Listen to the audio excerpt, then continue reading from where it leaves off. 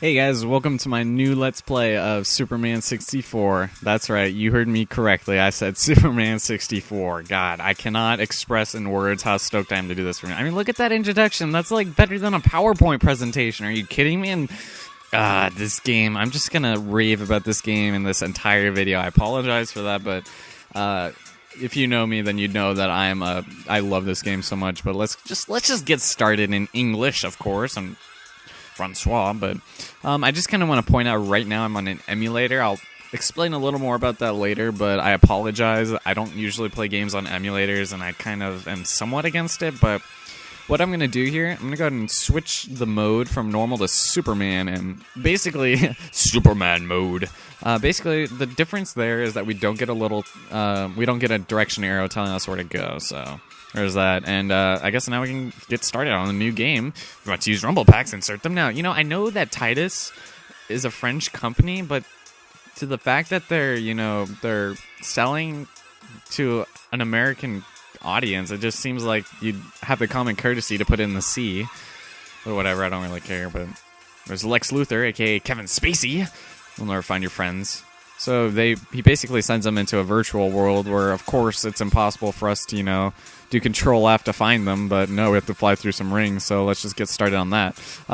So basically, the goal of this is to go through all the green rings. You can only miss a couple before you end up screwing up, but other than that, it's not that hard if you just brake and then accelerate and stuff like that. And if you hit a gray ring, then you automatically lose, but it's not a big deal. This game is really easy, so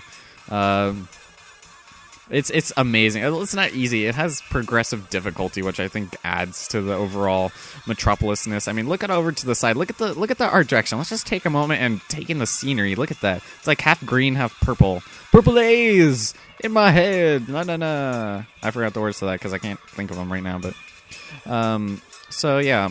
And then look at the water effects. They're just so incredible. Just look at them. It's like the real world, like 1920s movie Metropolis, the underwater city, or if you're like one of those old new fashioned people, then you'll think of it as like Atlantis or something, the underwater city. But this is like a mix, like the DC Universe Metropolis and the real Metropolis. So, they kind of nod to real world us. So now we have to lift two cars. To pick things up, they make it easy for us. We just have to run into them and then go ahead and toss it over. I said toss it. Yay, it's going to fly. It's more like float. Then we're going to go and pick this up if I don't. And we're supposed to protect those bystanders, but we can go and trick this out. Yeah, cool. Oh, something happened. I think I just killed the people in there. What if they were like a drive test, like testing students? People who don't even have their permits yet. I don't know. But, yeah, now we can just go ahead and keep on going. If you mess up on that, then you'll have to redo the entire ring sequence. But it's not too big of a deal. They're pretty easy, and once you do them enough times, you'll know. I've basically memorized this game front to back, every nook and cranny. I've explored every part of Metropolis and its beautiful glory, and this game is just, I can never get enough of it. I mean, look at those buildings. God, they put so much, precise detail in them, and the light posts are on and stuff, and, this game, I can't get enough of it. Oh, and I missed one. So yeah, like I said, we could only miss so many yellows, but it's no big deal. They're pretty lenient about it. So yeah, pretty good. And now just flying around as Superman. We're fucking beast man. And so yeah, I don't really know what else there is to say about this. I did have this game as a child, but I actually kept the cardboard case for this, which was kind of rare at the time because I don't know very many people actually keep the case with cartridge games. Like, it's understandable nowadays with discs keeping all this stuff, but back in the day, especially when you're a little kid, like I was like 7 when this came out or something, but I didn't get it until later.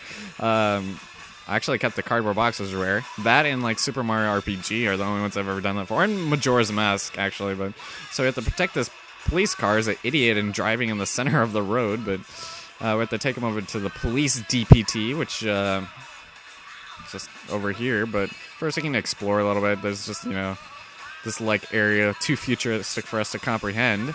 So I guess we can just head over here and just go ahead and toss him in there. Oops, if I didn't miss. Oh, he still hit it? He hit it from way over there. Okay, you know what? We're just gonna... Oh, I'm stuck. I got stuck! Are you kidding? I got stuck in the wall. Okay, so that's a little thing I have against this game. It's just you get stuck sometimes, and that's just kind of unfortunate. So I apologize for that. And like I said, you have to restart at the very beginning, but at least we get more time to talk. And So yeah, something I kind of also noticed about this is the fact that they call these ring, challenges, they call them mazes, and this isn't really a maze. I mean, mazes, you don't know where to go. It's like you're trying to find a way to end. This way they lead us to it. It's more like a course than a maze. But I guess, they're French, and their idea of a maze is le petit français, blah, blah, blah, blah, or something like that. I don't know. I'm not trying to be racist. I'm just saying their idea of a maze is different than mine. When I think of a maze, I think of, like, the Labyrinth, David Bowie and all his junkiness, those pants in front of his little kid dancing around, throwing up in the air, all that stuff. God, I freaking love that movie. I know I reference it a lot, but I do like that movie. And also, like, Pan's Labyrinth and stuff like that. Guillermo del Toro, and, just, I don't know.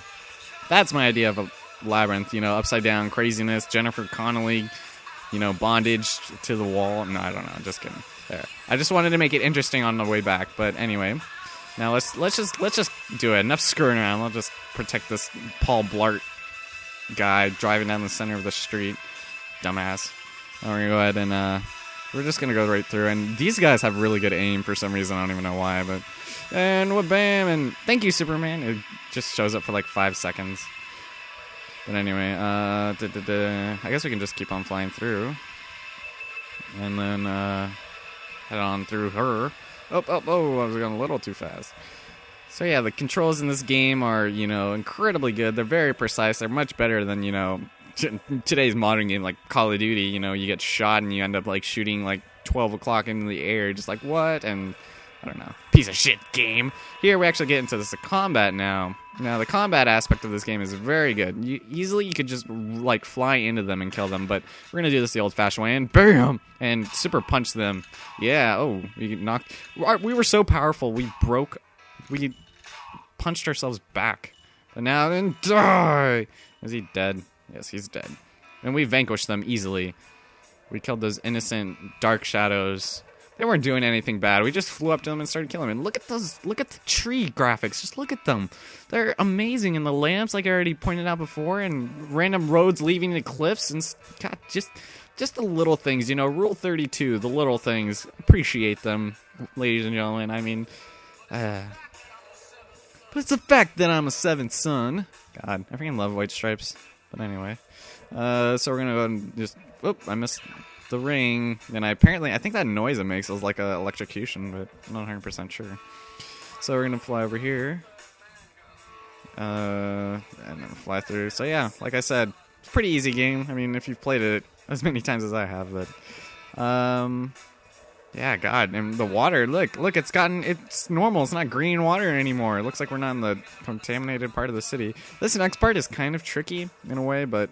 It's just the fact that we have to start using our superpowers, and the way I have them mapped on my keyboard is kind of confusing. I'm actually using like the number pad above the arrows, but if we just run over here, we're supposed to use our super breath on these things, so let's go ahead and do that. My breath is 8, and I'm using my thumb to control the direction pad, or not the direction keys, I should say. I'm just going to go over here, and there's little people we have to save, so I don't know how I'm supposed to stop. How does Lex, take control of natural phenomenons and use them against us? That doesn't make sense, but I guess nothing in this game really does because it's a virtual universe and they can get away with it. Which is, I guess, it adds to the realism is the fact that, we're in a virtual world. And the reason why it's all pixelated is because we're in a video game and we're not in the realness, so yeah. So yeah, this game is way better than the abomination that was Superman 360. That game is just laughable. If you haven't already, I suggest you at least try it out just for the novelty. It's hilarious how bad it is. I mean, I swear to God. God, now I know why people are saying, that's the worst Superman that's ever been made, and it's true. And there's no way it could have, come out of this. I mean, you can only go down from here, understandably, but to, fall down from that, it's like jumping off the Empire State Building and, landing in China or something, even though that's geologically incorrect. Or geographically, I should say. Geologically incorrect. Oh, and I'm stuck. Yep, that was human error, I swear to God. Okay, there we go. That was my fault. It wasn't the game, I swear to God. Alright. So we're going to fly through here. And we're almost done with this first video, actually. It's kind of short. I mean, I've played this enough times, and the fact I only messed up once, which is kind of a shame. I could probably beat this game without dying once, and, but A no death run of Superman 64, yes. Or no death, no lose run. But this is the end right here, so let's just take a moment to appreciate the underwater water. There's like nothing else here, and I don't know what that shiny thing was. But oh, that's just that thing. But if you look, there's just a line that divides the water and the sky, and I'm just going up and down. I guess that's, yeah, Superman is so good he doesn't even have to like fly, but there it is. You can see like half. And all right, so let's just head over into the last ring and call that a video. Superman wins, winning. And look at him, he looks so sad, but look at his hands, it's like fists of steel. Yeah, Superman is the man. All right, so I guess let's just continue. Now we get to see his nice little pecs. Let's go ahead and save this sucker.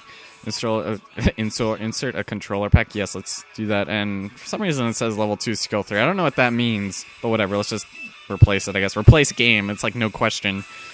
Is there a rumble? Yes, let's put a rumble pack into my computer, please.